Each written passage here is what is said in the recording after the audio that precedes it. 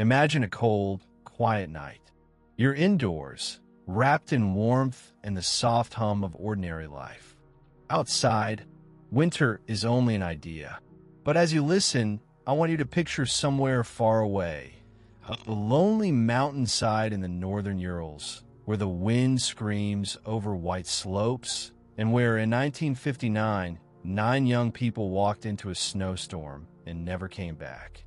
This is the story of the Dyatlov Pass incident. Not as a list of facts, not as bullet points or headings, but as one long, continuous thread. A story of youth, snow, fear, and a mystery that has refused to die for more than 60 years. We begin in the Soviet Union of the late 1950s. The Second World War is over, but its scars are still visible on faces, buildings, and memories. The country is rebuilding. Factories are buzzing. Rockets are being launched into space, and a new generation of students is growing up in a world that feels harsh, but full of possibility. Among these students are young men and women at the Ural Polytechnical Institute in Sverdlovsk, today known as Ekaterinburg. They study radio engineering, physics, construction, economics. They go to lectures by day and to hiking club meetings by night. In those years, mountaineering and ski touring are not just hobbies. They are a culture, almost a ritual. Students test themselves against the wilderness because the wilderness is one of the few places where they can be completely free. They go on long trips into forests and mountains during winter vacations, sleep in tents on frozen ground, navigate by map and compass. They write diaries full of jokes and slogans, blend youthful idealism with discipline and planning. A good trek is a badge of honor, and the most ambitious expeditions are officially approved and recorded as sports achievements for the glory of the Soviet state. Within this world, one student stands out, a 23-year-old radio engineering student named Igor Dyatlov. He is not loud or flamboyant. People describe him as calm, methodical, often serious. He likes to build things, radios, a telescope to watch Sputnik cross the night sky, modifications for stoves used in tents. Friends trust him. They know that Igor plans routes carefully, keeps track of equipment, and thinks ahead about what can go wrong. When he leads an expedition, parents feel slightly less afraid to let their children go. Around him is a tight circle of fellow hikers. They are young, bright, and highly capable. There is Zenaida, or Zena, Kolmogorova, 22 years old, also a radio engineering student. She is energetic, stubborn in a way everyone admires, and always willing to carry more weight, ski further, laugh louder. There's Ludmila, or Luda Dubinina, only 20, studying engineering and economics, known for being principled, idealistic, and surprisingly tough for her age. There is Rustam, or Rustic Slobodin, 23, an athletic graduate engineer used to long-distance skiing and running. There is Yuri Doroshenko, brave to the point of recklessness, who once, according to his friends, chased a bear away with a geologist's hammer.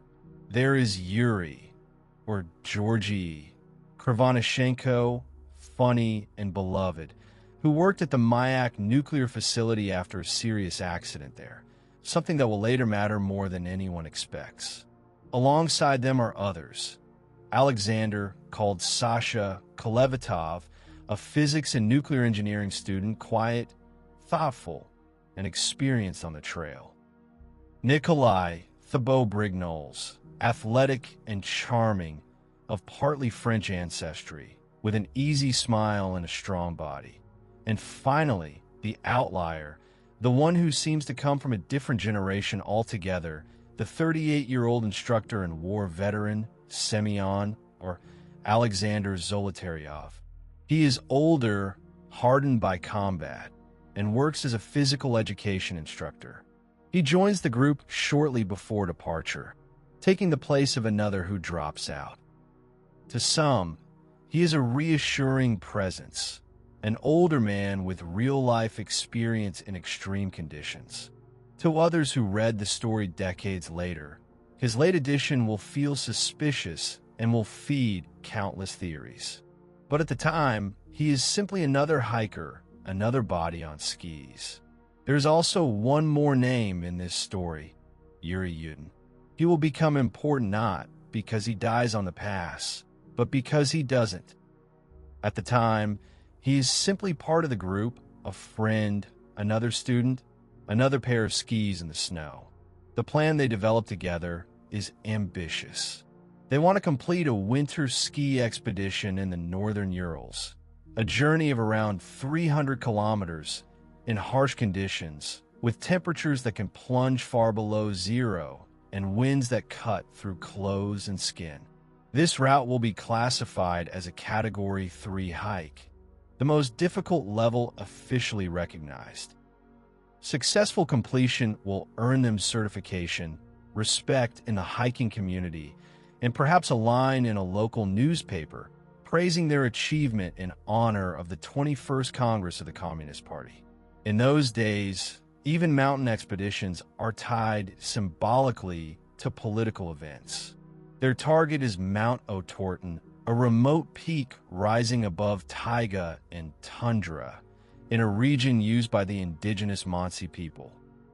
The mountain's name in the Mansi language is often translated as "don't go there," a phrase that sounds almost theatrical when we hear it now, knowing what happened. At the time, it is just a piece of folklore that might have heard a curious detail, a strange name on a map. On January 23, 1959, the group receives its route book, the official approval for their journey. That same day, they board a train, leaving the familiar city of Sverdlovsk behind and heading north. Their jokes, songs, the clatter of wheels on tracks. Somebody writes in their diary, somebody else snaps photographs with a camera. It feels like the start of a grand adventure, not the first steps in a legend. The journey begins not with snowstorms, but with trains and trucks. They travel to the town of Ivdel and then onto the small settlement of the Zai, the last inhabited place on their route. People in these villages are used to seeing hikers pass through, thin young people with big backpacks, walking briskly despite the cold. The group stays in huts and schools, eats simple meals, adjusts equipment, and sends postcards. The photos we have from these days show wide smiles, relaxed faces. Nothing seems wrong. Nothing feels ominous. On January 27th, the real wilderness begins. The group leaves Vizai and starts skiing toward the mountains. Snow covers the ground, but they are prepared for it. They ski through forested valleys, cross small rivers frozen solid, and camp under the open sky. They write about their progress, the distance covered, the jokes told, the minor irritations and little triumphs of group life. In their diaries, you can still read them all these years later, laughing about someone snoring, complaining about heavy backpacks, teasing each other about who eats the most. It is all so painfully, beautifully normal. Then, on January 28th, something happens that will save one life and destroy it at the same time. Ural's health gives out. He has chronic problems, back pain, joint issues, and they flare up in the hard conditions. He tries to push on, but the pain becomes too much. Reluctantly, he decides to turn back with a group of returning woodcutters. The others are sorry to see him go, but they do not imagine that this decision will draw an invisible line between life and death. They hug him, they tease him, they say they'll see him soon, and then Ural skis away, back towards civilization. For the rest of his life, He will wonder why fate chose him to leave when everyone else stayed. The remaining 9 press on. On January 31st, they reach a wooded valley where they decide to build a cache, what Russian hikers call a labaz. They construct a small storage site with logs and snow, and they leave behind extra food and supplies that they plan to collect on the way back. It's a smart, practical move. They lighten their load for the difficult climb ahead, but they ensure a reserve for their return. The next day, February 1st, they begin to ascend toward a saddle between 2 peaks, Kolit and another mountain. The weather begins to worsen. Wind picks up, snow starts to blow sideways, visibility drops. Through the swirling white, it becomes harder to follow the planned route. Later reconstructions will show that they veer slightly west of where they originally intended. Instead of reaching the more sheltered area they might have used for camp, they find themselves on the open slope of Kolit. Kolit is another Mansi name often translated as Mountain of the Dead, though linguists debate the accuracy of that dramatic phrase. Whatever its exact meaning, the mountain will, in a grim way, live up to that nickname. Standing there, the group must make a choice. They can turn back downhill into the treeline, where the forest could offer protection from the wind and better firewood. Or they can stay on the slope at around 1,000 meters above sea level and set up their tent. For reasons we can't know with perfect certainty, they choose the second option. One possibility is that Igor, eager to stick to schedule and avoid losing the altitude they've gained, decides that it's better to pitch the tent where they are, even if conditions are bad. Another suggestion is that, as serious hikers aiming for high-level certification, they deliberately want to practice setting up camp on an exposed slope and exercise in handling harsh conditions. In any case, skis are laid down, the tent is stretched over them, snow is packed around the edges, and a small stove is set up inside for heat. When night falls, the tent glows faintly in the darkness. Inside, there's the sound of quiet voices, rustling sleeping bags, someone stirring warm food. They are young, experienced, and tired. They have done this many times before. They take off their heavy boots, loosen their outer jackets, settle into relative comfort. Outside, the wind continues to rage, but they are in their shelter together. This is the last time they are seen alive. Before leaving, Igor told the sports club that he would send a telegram once they returned to Vizhai, probably around February 12th. He mentioned to Yuri Yudin that delays were possible. The weather or the terrain could slow them down. So when the 12th passes with no message, nobody panics immediately. A few days come and go. People at the Institute assume that the group is simply late, making their way through deep snow, perhaps waiting out a storm. But as the days stretch on with no word at all, worry grows. Parents become anxious. Friends in the hiking club begin to feel that itch of dread in the back of their minds. On February 20th, under pressure from these relatives and fellow students, the Institute helps organize a search. Volunteer students and teachers form search parties. Soon, the authorities send professional rescuers, soldiers, dogs, and aircraft to join. Helicopters sweep over the landscape, the rotors thudding against the freezing air. Search teams on skis move slowly through vast, empty expanses of snow, following possible routes, looking for tracks, scraps of fabric, anything. The area is huge, wild, and only roughly mapped. Days stretch into weeks as they comb through the region. Finally, on February 26th, one of the searchers spots something on the slope of Kolit. Half buried in snow, tilted and torn, there is a tent. As they approach, they see that it is badly damaged but still recognizable. When they open it and look inside, a strange picture appears. Almost all of the hikers' belongings are still there. Backpacks, blankets, food, cooking utensils, diaries, cameras. Boots and heavy outer clothing lie neatly arranged as if nobody had been planning to leave for long. Yet there is nobody inside. The tent fabric itself has long, jagged cuts in it. When investigators examine it later, they conclude that many of these cuts were made from the inside, as if someone inside had slashed the fabric to get out. Near the tent, in the snow, are footprints. They are strangely orderly. 9 sets of footprints, some deep, some shallow, lead downhill toward the forest about 1.5 kilometers away. Some prints show feet in socks only. Some show bare feet. Others show people wearing just one boot or a light felt footwear, the kind you might wear inside a tent but never out into a blizzard. There are no tracks belonging to other people. No animal prints. Just these 9 trails heading down toward the trees. It is as if the group, in the middle of a freezing night, decided almost at the same moment to abandon their shelter and walk. Not run in wild panic, but walk. Down into the darkness, leaving behind boots, coats, and most of their essential gear. Following these footprints, the rescuers reach the edge of the forest.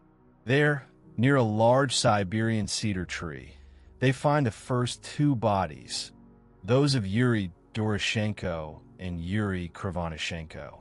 The scene is terrible. The 2 young men are almost naked, wearing only underwear and thin shirts. Nearby, the remains of a small fire can be seen, charred wood, ash. The tree above them shows broken branches several meters up, as if someone had climbed it, snapping limbs as they went, perhaps to get a better view toward the tent, perhaps to gather wood. The bodies show both signs of freezing and burns on their skin. It looks as though they had huddled close to the fire, perhaps even fallen into it while slipping in and out of consciousness.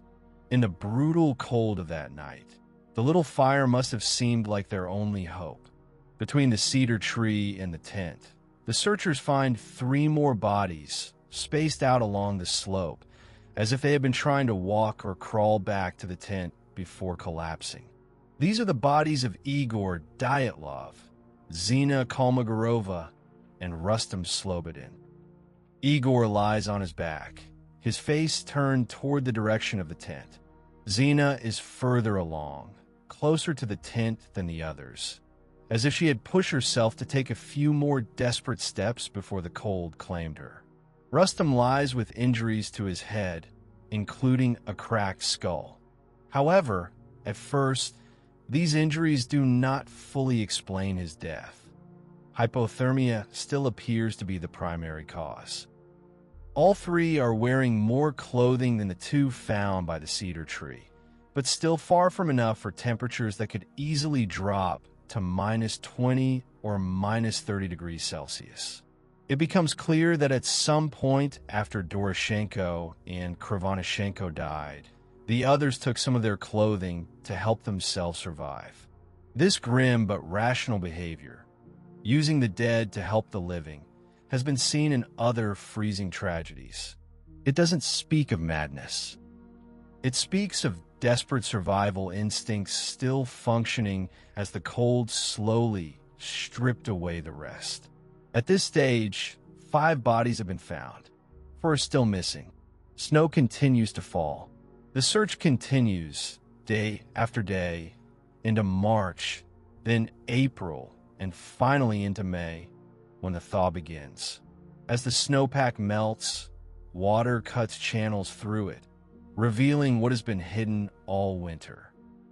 In early May, searchers discover a small ravine deeper in the forest, about 70 meters beyond the cedar tree, near a stream.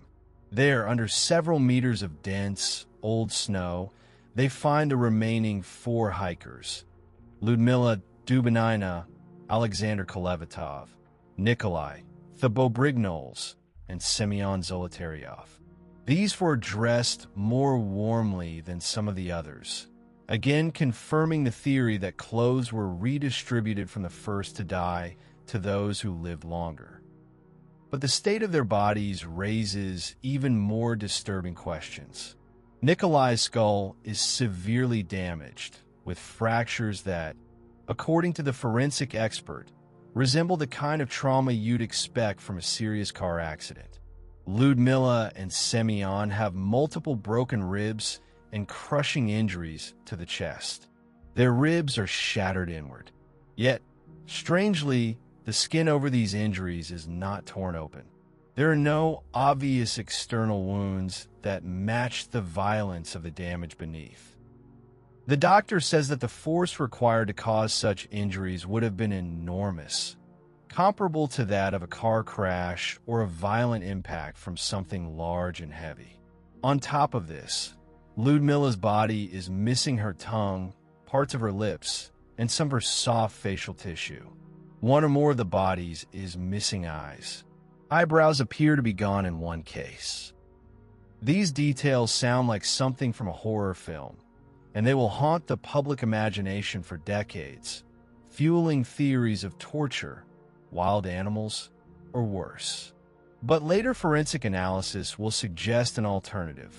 These bodies lay for months in a wet environment, partially submerged in flowing water, exposed to ice movement and small scavengers.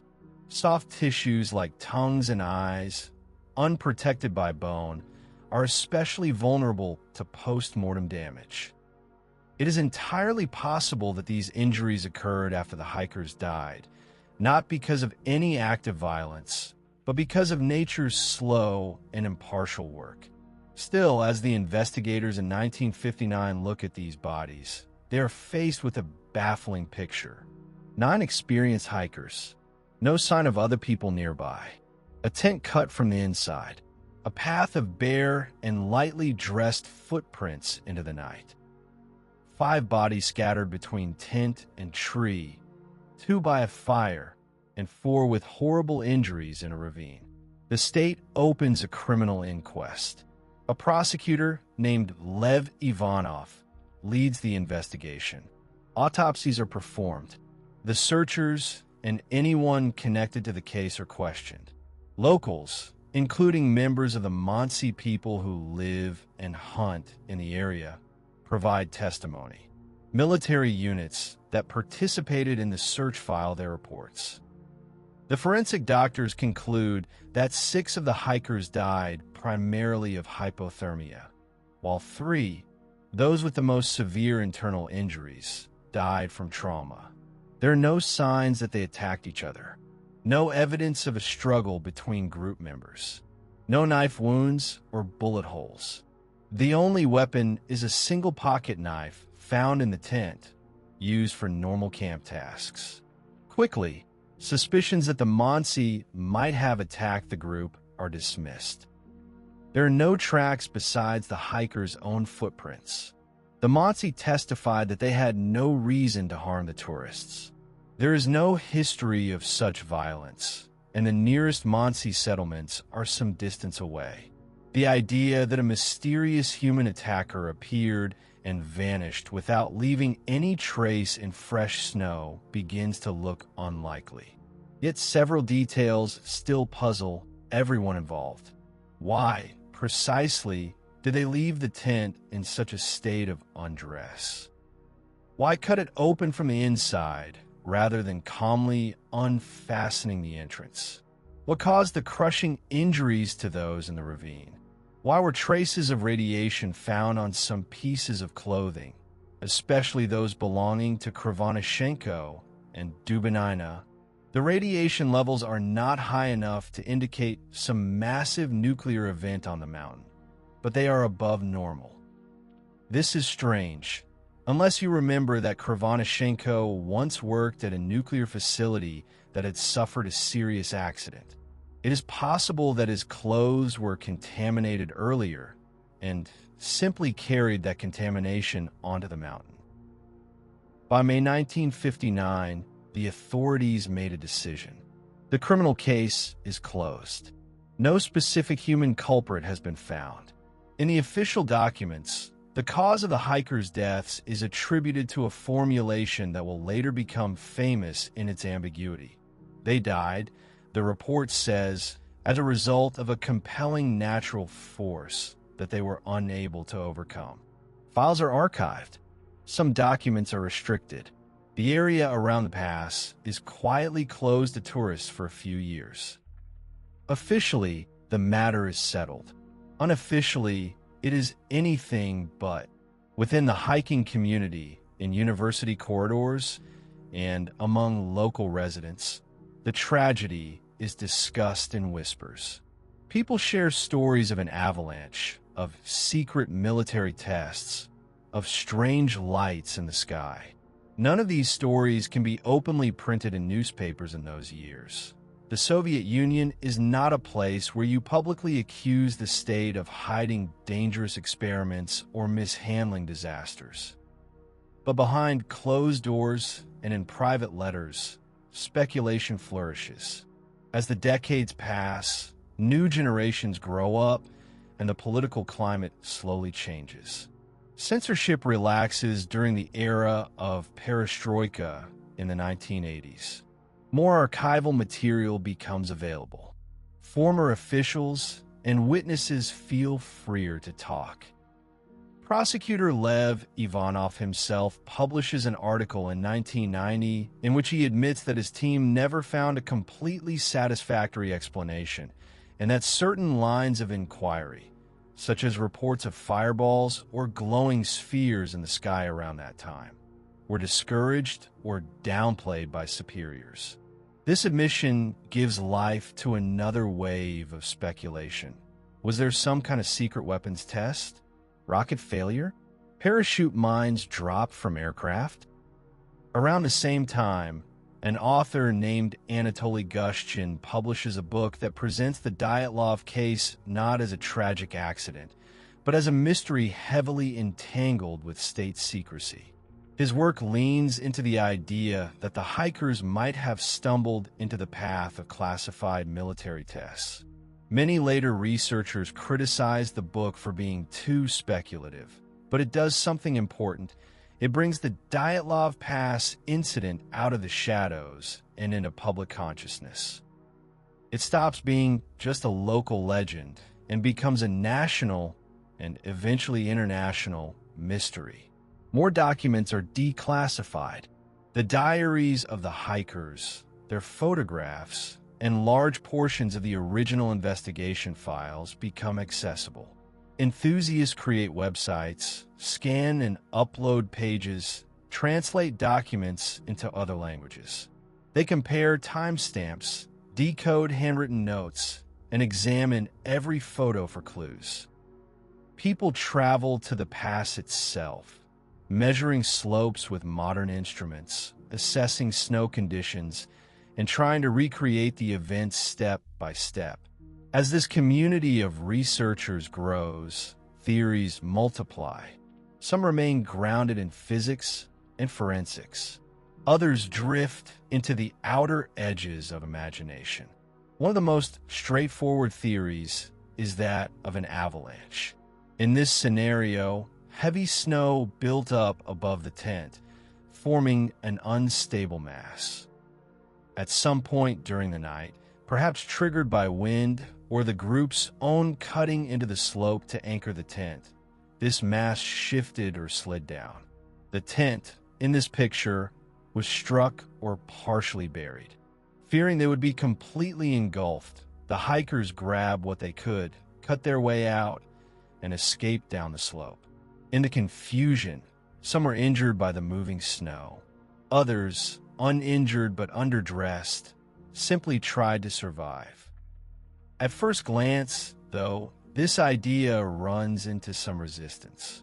Many people point out that the slope where the tent was placed does not appear steep enough for a large, classic avalanche. The searchers in 1959 did not report finding clear avalanche debris, large fields of displaced snow or broken snow blocks. The tent itself while damaged, was not swept far away or flattened in the dramatic way you might expect. For a long time, these objections lead many to dismiss the avalanche as an explanation. But in later years, researchers refined the idea. Instead of a full, roaring avalanche, they propose a smaller, delayed slab of snow, a compact block resting on a weaker layer, held in place until some hours after the group cut into the slope. A Swiss snow scientist and his colleague eventually model this kind of event on a computer using known physics of snowpack failure. Their simulations show that a relatively small slab, perhaps only about a meter in height, could still deliver enough force to cause the severe chest and skull injuries seen in some of the victims if they were pinned between the slab and hard surfaces such as skis and compacted snow. A slab might not leave an obvious debris field weeks later. It might simply blend into the snowpack while still having been catastrophic at the moment it moved. Another natural explanation looks at wind rather than snow. In some places on Earth, cold, dense air can suddenly rush downhill in powerful streams known as katabatic winds. These winds can reach hurricane force, flattening tents, knocking people over, and making it almost impossible to stay in exposed areas. A similar event in Sweden in the 1970s caused a group of hikers to die in conditions that some see as eerily reminiscent of what happened on Koletsyakhl. In such a scenario, the group might have experienced a sudden, violent increase in wind speed, perhaps accompanied by blowing snow that limited visibility to almost nothing. Staying on the slope could have felt suicidal. Perhaps the tent was shaking badly, partially collapsing. In this panic, they might have cut their way out and tried to get down into the forest as quickly as possible. Once there, they built a fire, climbed the cedar to look for the tent or to break off branches, and tried to build a shelter in the ravine. If part of that snow shelter collapsed, it could have produced crushing injuries when compacted snow and ice fell on a bodies lying below. There's also a more exotic but still natural idea, the infrasound theory. According to this idea, wind flowing around the mountain and the shape of the terrain might have created a pattern of vortices in the air, a Kármán vortex street. Under very specific conditions, such a pattern could generate low-frequency sound waves, known as infrasound, which the human ear does not consciously hear. Some studies suggest that infrasound can cause feelings of intense anxiety, unease, or even terror in certain individuals. An American filmmaker and author investigating the case spends years talking to experts and eventually proposes that these infrasound waves might have triggered an irrational, overwhelming sense of dread in the hikers. In this telling, they would have cut the tent open and fled, not because of an avalanche or a physical threat, but because they were seized by an unexplainable need to get away from where they were. Once they were further down the slope, away from the infrasound effect, they might have regained their mental clarity, but by then they were half-dressed in deep cold, separated from their equipment, and facing a night they were unlikely to survive.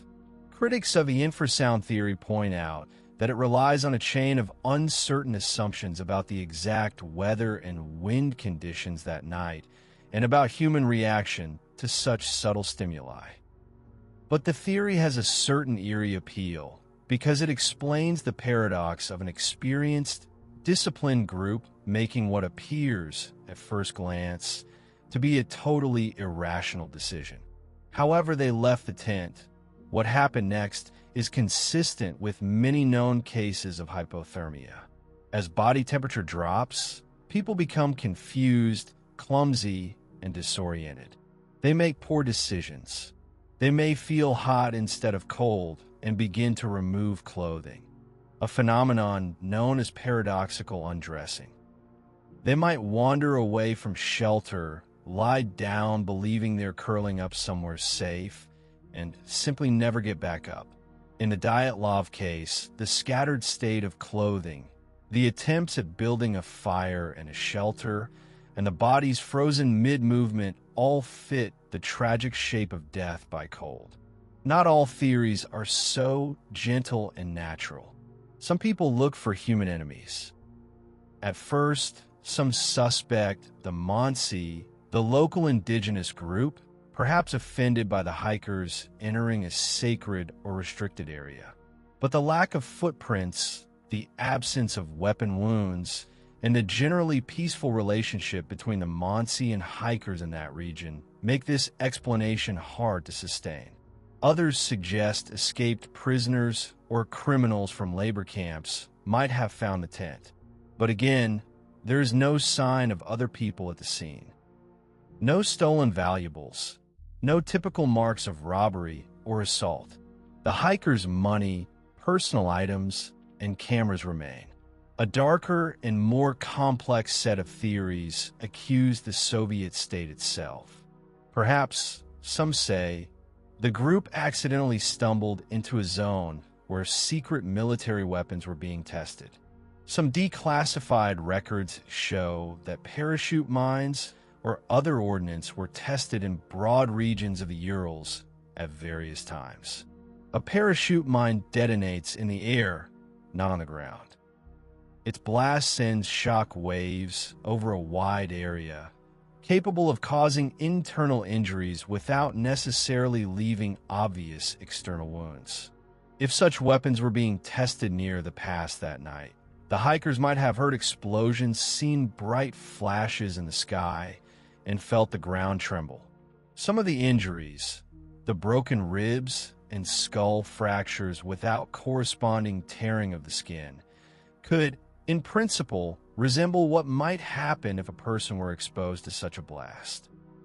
According to these scenarios, the group might have fled the tent in fear of further explosions or been thrown about by shock waves. Later, their bodies could have been found by military personnel who then participated in controlling or manipulating the scene before letting civilian rescuers in.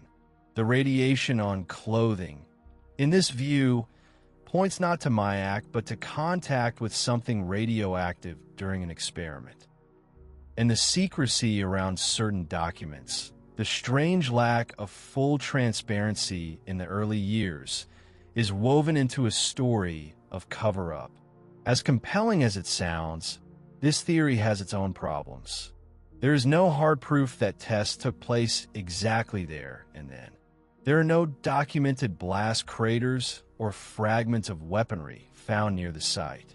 Neighbors remember seeing lights in the sky at various times that winter, but such lights could come from rockets hundreds of kilometers away.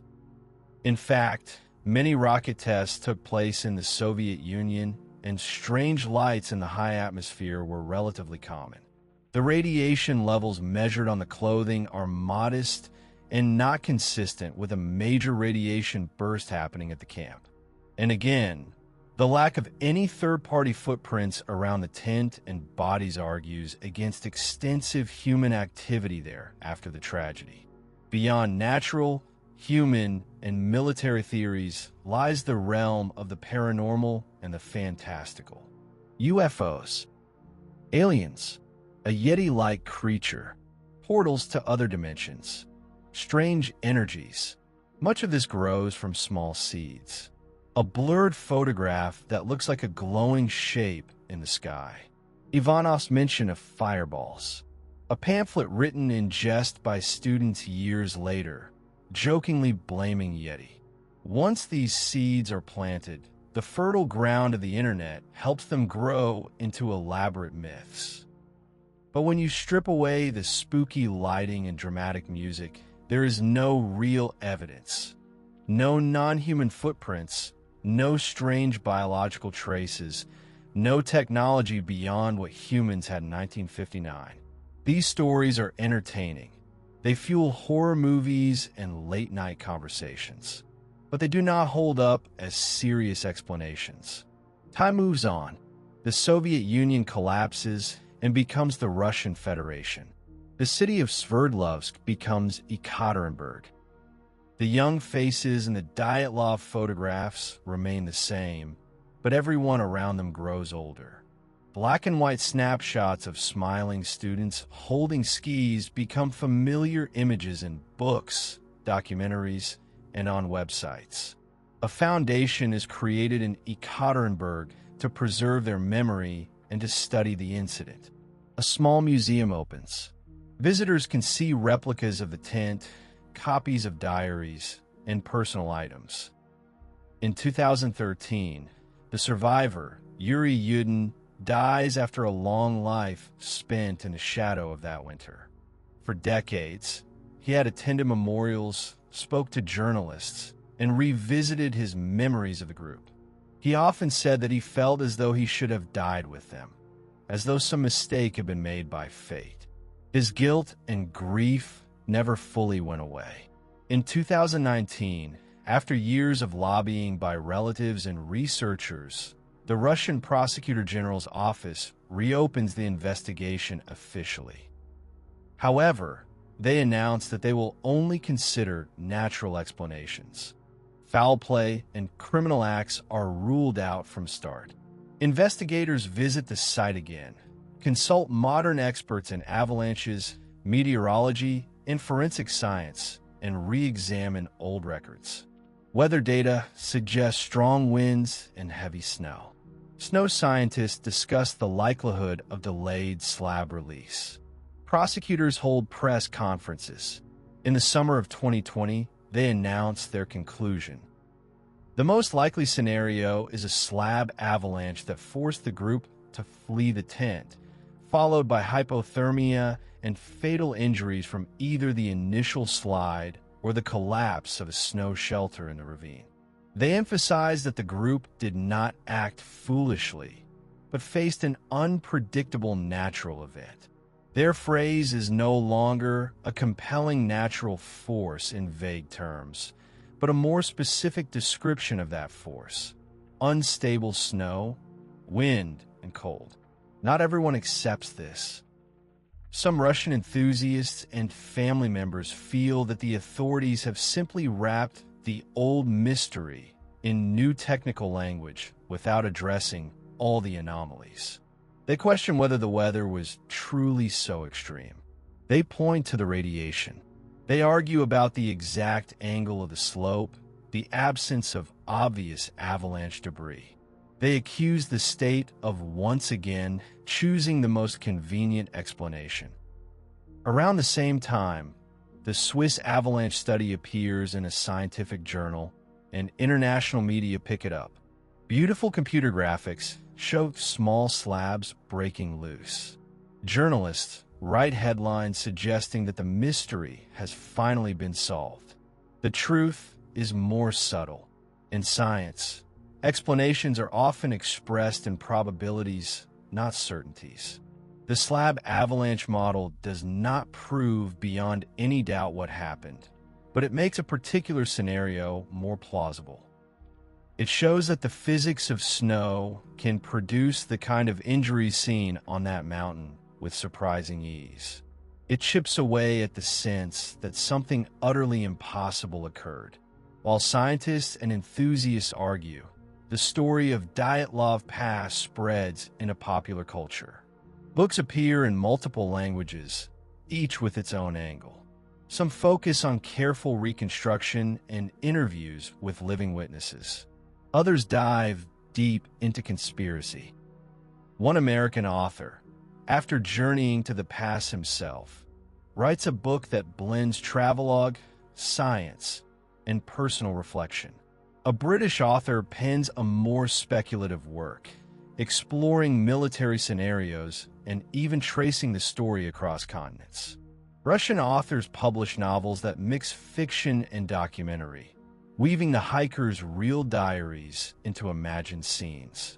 Documentaries and TV specials appear, some sober and methodical, others heavily dramatized.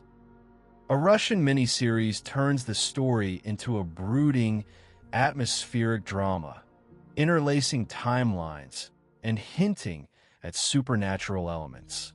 In 2013, a horror movie called Devil's Pass reimagines the tragedy as the result of bizarre secret experiments and time distortions. The movie uses real names and images loosely, but quickly moves into pure science fiction.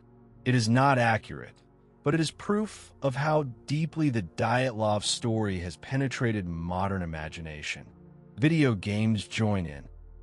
An independent horror game called Kolet places the player on a haunting, stylized version of the mountains, guided by a mysterious narrator. Scattered notes and surreal landscapes invite players to piece together a fictionalized narrative inspired by the incident. Graphic novels and comics in various languages take up the story, blending stark winter art with dialogue drawn from diaries. On websites and podcasts, people treat Dyatlov alongside mysteries like missing hikers in America, vanished ships, and unexplained disappearances. The name Dyatlov Pass becomes shorthand for an unsolved wilderness tragedy. Through all these retellings, one thing remains constant. 9 young human beings once existed, walked, laughed, and loved, and then ended their lives on a cold mountainside in circumstances that feel unfair, frightening, and sad. If we try to gather everything we've heard, read, and studied into one coherent picture, what emerges is something like this. On the night of February 1st, 1959, on the slope of Kolet Cycle, in strong wind and deep snow, 9 people went to sleep in a tent pitched on a cut in the snowpack. Somewhere above them, snow had accumulated in a slab balanced over a weaker layer. Over the hours, wind and drifted snow stressed that slab. Eventually, perhaps in the middle of the night, it failed. A compact block of snow slid down just enough to crash into the tent, deforming it and possibly injuring some of the people inside, pinning them to the ground, cracking ribs and skulls. Whether this was accompanied by terrifying sounds, the sensation of the whole slope moving, or the fear of further collapse, we cannot know. But in the chaos of that moment, remaining where they must have felt deadly. They cut their way out because the normal entrance may have been blocked with snow or difficult to open under pressure. They pulled themselves free and, in the dark and howling wind, made a fateful decision to move away from the dangerous slope and head toward the distant line of trees, where there was at least some chance of shelter and firewood. In their haste and confusion, with some injured, they did not take time to fully dress. Some left in socks, some with one boot, some with only their inner layers. They believed, maybe, that they would only be out in the open for minutes, that they would return once the risk of burial lowered, or that they would be able to resupply from their cache later. They walked, not ran, because running in deep snow over uneven ground in the dark can be deadly. The footprints suggest a group moving quickly, but still in some order. When they reached the forest, they tried to build a fire beneath the cedar.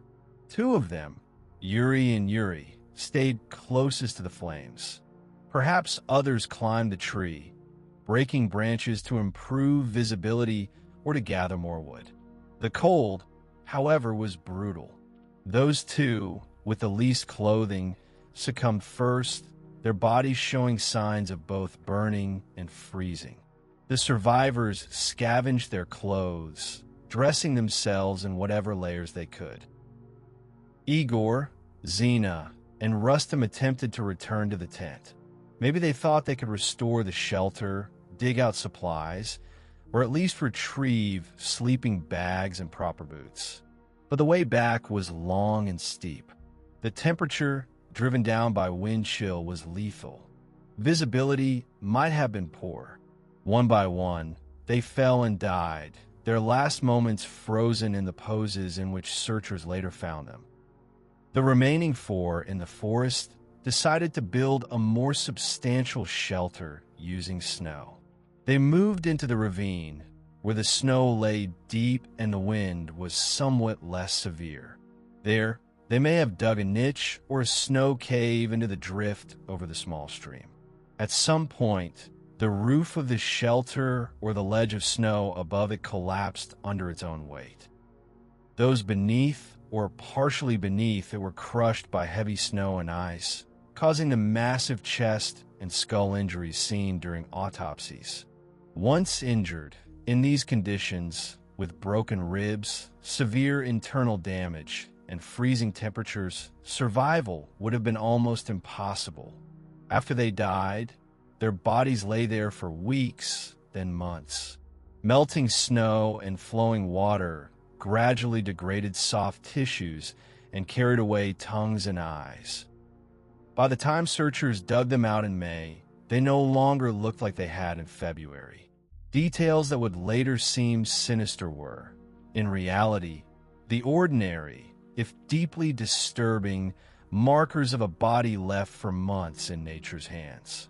The traces of radiation on some clothing likely came from previous industrial contamination, particularly from the nuclear facility where Krivonischenko had worked. It is an unsettling coincidence rather than a decision by fate to place a radiation hint in the story. This is the most grounded, widely accepted reconstruction among those who lean on physics, meteorology, and forensic science. It may not be perfect. It may never answer every obscure question about every mark on every bone. But it shows that there is no need for monsters, aliens, or shadowy agents to explain what happened on Dyatlov Pass. The harshness of the Ural winter, the physics of snow and wind, the fragility of the human body, and a few fatal decisions are enough. Yet even if we accept this, the story doesn't lose its power. In some ways, it becomes more haunting, because if it was only nature, then it means that 9 bright, capable young people did almost everything right and still died. They were experienced. They were disciplined. They weren't reckless thrill seekers, but serious hikers. They had gear, skills, and a plan. And still, a combination of weather, terrain, and small choices aligned in such a way that they were overwhelmed. Today, the pass bears Igor's name. A monument stands in the cemetery in Ekaterinburg, showing their faces in stone. Another plaque sits on a rock near the site of the tragedy. Hikers sometimes travel up there, visit the clearing where the tent once stood, and look out over the same white slopes. The wind still blows fiercely. Snow still moves quietly under the surface. If you close your eyes for a moment, you might picture that final evening before everything went wrong.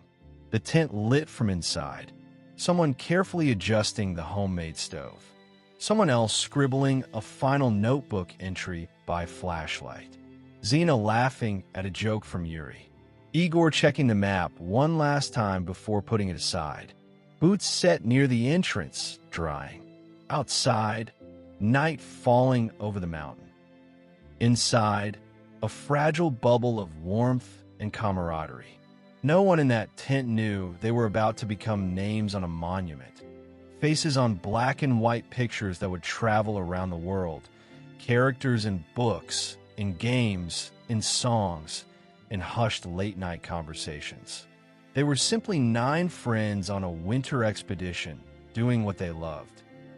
If you peel back the layers of strange photographs, glowing orbs in the sky, avalanche models, and military rumors, what remains isn't a neat answer, but a kind of echo.